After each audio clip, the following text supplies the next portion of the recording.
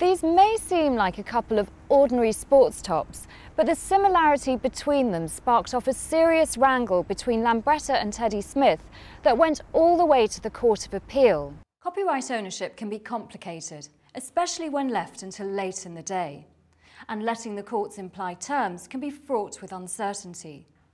The beauty of contracts is that they can circumvent these difficulties and allow clients to be clear as to what they can and can't do in practical terms. Billing and collection are only part of the equation.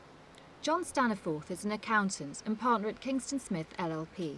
And so if you do have someone who's left, they're very excited, they feel motivated, you've set these objectives, how do you then make sure that those objectives have a good chance of succeeding, and when you come to the next year then they'll be met? The typical thing that actually happens is that people write their objectives down.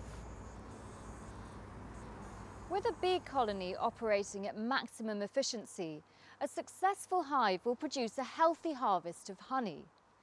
Similarly, a law firm which appreciates and realises the value of its knowledge can perform highly, maximising profits and enjoying a competitive advantage. Knowledge management is a hugely important arena across the entire business of law, and one which must not be ignored. Existing employment contracts and policies may cover some of the points which need to be addressed. It is important to consider how far these deal with the potential risks which may arise from online activity, and to what extent they need updating and revising.